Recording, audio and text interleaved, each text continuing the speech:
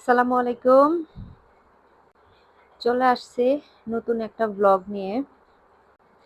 আজকে ৬ রোজা। দুপুর এখন ২:৩০ পার হয়ে গেছে। অনেকদিন ধরে ভাবতেছিলাম গাছগুলাকে ঠিকঠাক করব, গাছগুলাকে ঠিকঠাক করব। গাছগুলা আর ঠিক হয় না।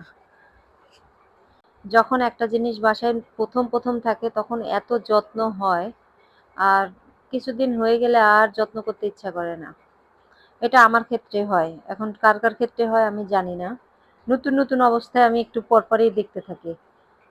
আর এখানে আজকে ২ মাসের মতো হয়ে গেছে গাছগুলার এই অবস্থা। গাছে পানি দেই আমি ঠিকঠাক মতো। কিন্তু মরা পাতাগুলার জন্য বা কিছুই করতেছি না। তো ভাবলাম যে আজকে গাছগুলাকে ঠিকঠাক করি। আসলে আউটডোর প্ল্যান্ট গুলা না এত বেশি যত্ন করতে হয় না। ওগুলাকে ঠিকঠাক মতো শুধু পানি সকাল বিকেল বা একদিন পর পানি দিয়ে দিলেই হয়। আর ইনডোর প্ল্যান্ট গুলা আমার ওইভাবে কখনো করা হয় নাই। এর যত্ন আমি জানি না এত বেশি। তো মানে অনলাইনে অবশ্য কথা বললে কথা বলা যায় গাছ নিয়ে যারা করে। মানে ওই যে ব্রাক নার্সারির যে লোকজন, মানে ওরা যারা প্লান্ট পরিচর্যা নিয়ে কাজ করে তাদেরকে অবশ্য ফোন দিলে বা কথা বললে কথা বলা যায়। ওদের নাম্বারও আছে আমার কাছে। আসলে বেশ কয়েকদিন ধরে তো আমরা অসুস্থ ছিলাম। বিশেষ করে আমি অনেকদিন অসুস্থ ছিলাম। প্রায় ১-১.৫ মাসের উপরে আমি অসুস্থ ছিলাম। তারপরেও গাছগুলাকে ওভাবে ঠিকঠাক মতো যত্ন করতে পারিনি। তাই ভাবলাম যে আজকে গাছগুলাকেই ঠিকঠাক করি। আর রান্নাবান্না যতটুকু দরকার ততটুকু তো করবই। মা ছেলের খাবার। বাসায় যেহেতু বেশি লোকজন নাই আমাদের। ২ জন মানুষের সংসারে ১ টা তরকারি অথবা ২ টা তরকারি রান্না করলেই হয়ে যায়। বেশিরভাগ আমি ১ টা তরকারিই রান্না করি। ছেলের জন্য যেদিন মুরগি রান্না করি সেদিন আর নিজের জন্য কোনো সবজি-টবজি রান্না করি না। তো অত বেশি রান্না করা নাই। আর ছেলেটারও মানে ভোরবেলায় যখন সেহরি খাইতে উঠছে তখন থেকে দেখি যে ওর জ্বর। তো তারপরেও জ্বর নিয়ে সেহরি খাইছিল। কিন্তু বেলা ১১ টার দিকে আর দেখি যে অনেক জ্বর। এইজন্য ওর স্যালাইন দিলাম আর একটা নুডলস রান্না করে দিলাম। খেয়ে পরে একটা প্যারাসিটামল দিয়ে দিছি।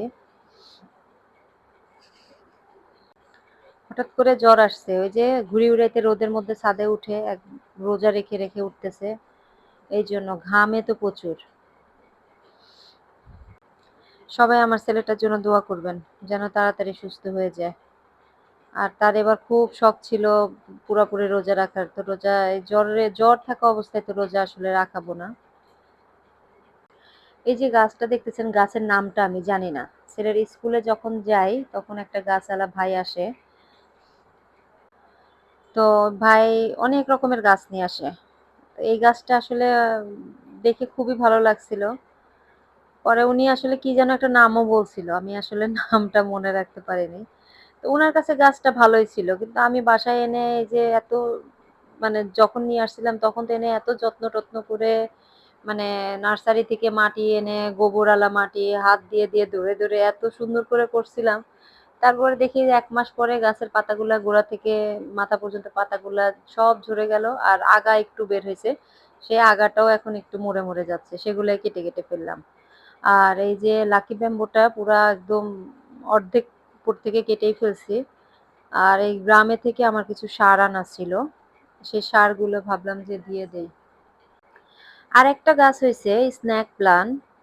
সেই প্ল্যান্টটা এত ভালো হইছে বিশ্বাস করেন আমি বুঝাইতে পারবো না। গাছটা যে কি বড় হইছে, ছোট্ট একটা গাছ, বহু বড় হইছে। তো স্কুলের একটা ভাবি আবার বলে দিছিল যে একটু ডিটারজেন্ট পাউডার গুলায়া ওর মধ্যে হলুদ দিয়ে সব গাছগুলাতে দিয়ে দিয়েন, পাতাগুলা ঠিক হয়ে যাবে। আমি দেই নাই। আজকে ভাবলাম যে একটু দিয়ে দেই, দিয়ে দেখি কেমন হয় গাছটা। না হলে তো আসলে কিছু করার নাই। আর গাছগুলা যখন মারা যায় জানেন, নিয়ে আসি যখন খুব তরতাজা থাকে, কয়েকদিন ভালোই থাকে বাসায় আসার পরে।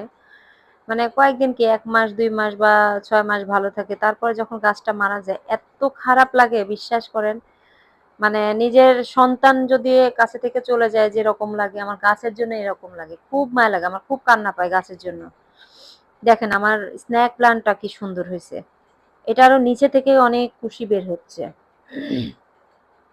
গাছগুলার মানে ছেলের মতো করে আমি যত্ন করি। আমার ছেলেটাকে আমি যেভাবে যত্ন করি, এই গাছগুলাকেও আমি এভাবে করি। মাঝখানে আমি অনেকদিন অসুস্থ ছিলাম দেখে আমি গাছগুলার প্রতি সেরকম যত্ন করতে পারিনি। তবুও কোনো গাছ মারা গেলে খুব খারাপ লাগে। আমার বারান্দায় ৭ টা গোলাপ গাছ ছিল। ৭ টা গোলাপের মধ্যে ১ টা গোলাপ মারা গেছে। মানে গাছ মারা গেছে। আমার যে কি খারাপ লাগছিল আমি মানে আপনাদেরকে বুঝাইতে পারবো না। তো দোয়া করবেন আমার ছেলেটাও যেন সুস্থ থাকে, আমার গাছগুলাও যেন সুস্থ হয়ে যায়। গাছ ক্লিন করতে করতে আমার ৪টা বেজে গেছে। এখন যাচ্ছি রান্না করতে। বোনের বাসা থেকে সেদিন সিম নিয়ে আসছিলাম। তো সিম এনে কয়টা আসমাকে দিছিলাম আর কয়টা আমার জন্য রাখছিলাম। তো এখানে কুমড়ার বড়ি আছে। ভাবলাম সিমের বিচি, আলু আর কুমড়ার বড়ি দিয়ে ভাজি করে ফেলি। এই কয়টা সিমই ছিল। আর ইফতারি আর আমার মানে কালকে সেহরির জন্য হয়ে যাবে। শুধু সিমই ভাজি করতেছি না, আমি একটু মাছ আছে, পাঙাশ মাছ বের করছি ১ পোটলা। তো সেটা একটু মানে দিয়ে টমেটো দিয়ে মানে ভুনা করে ফেলবো। টমেটো ধনেপাতা দিয়ে। এখানে কুমড়ার বড়িগুলা একটু আধা ভাঙা করে দিয়ে দিব। কারণ এটা একটু আধা ভাঙা করে দিলে ভালোই লাগে খেতে। কখনো সিম, আলু আর কুমড়ার বড়ি ভাজা খেয়েছেন কিনা আমি জানি না। আমি মাঝে, মাঝে খাই। যতদিন আমার কাছে কুমড়ার বড়ি থাকে, সিম থাকে এগুলো দিয়ে আমি খাই। আর এই যে এখানে মাছ ভিজায় রাখছি, পাঙাশ মাছ। এটাকে পরে রান্না-বান্না করে নিব। বেশি কিছু তো রান্না-বান্না করা নাই। এই ২ টা জিনিসই। তো বেশিক্ষণ লাগবে না। তারপরে আবার সাথে একটা জিনিস বানাচ্ছিলাম। মানে আসরের নামাজ পড়ে এসে একটা জিনিস বানালাম। আপনার দুধ দিয়ে, ডিম দিয়ে পুডিং না, এটা ডেজার্ট টাইপের বানাইছি। দেখতে পুডিংয়ের মতোই। তো এটা বানাইতে, বানাইতে আমার সময় চলে গেছে। বেশি সময় গেছে। আর এখানে ছেলের জন্য মাত্র ৩ পিস চিকেন ভেজে দিছি। যেহেতু রোজা নাই, তো শুধু চিকেনটা খাক। আর এখানে যে ছেলের জন্য ২ গ্লাস একদম মেপে, মেপে পানি দিছিলাম। কারণ বেশি হলে আমিও পরে বাড়তিটা খাইতে পারি না, আবার ছেলেও খায় না। তাও আবার ছেলে ছোট গ্লাসে খাবে। এদিকে ইফতারটাও রেডি করে ফেললাম। খাওয়া-দাওয়ার ভিডিওটা আমার আসলে দিতে ইচ্ছা করে না বরাবরই। খাওয়ার সময় খাচ্ছি, মুখে দিচ্ছি এটা আমার ভালো লাগে না। একটু লজ্জা লাগে। তো আজকের মতো ভিডিওটা এ পর্যন্তই। সবাই ভালো থাকবেন, সুস্থ থাকবেন, সাবধানে থাকবেন। আর ভিডিওটা কেমন লাগলো অবশ্যই কমেন্ট করে জানাবেন। আর ভুল হলে ক্ষমা সুন্দর দৃষ্টিতে দেখবেন। আর লাইক আর সাবস্ক্রাইব করে পাশে থাকবেন প্লিজ। আমি যেহেতু নতুন YouTube এ, সেহেতু আমাকে অবহেলা করবেন না প্লিজ, প্লিজ। সবাই ভালো থাকবেন। আল্লাহ হাফেজ। আসসালামু আলাইকুম।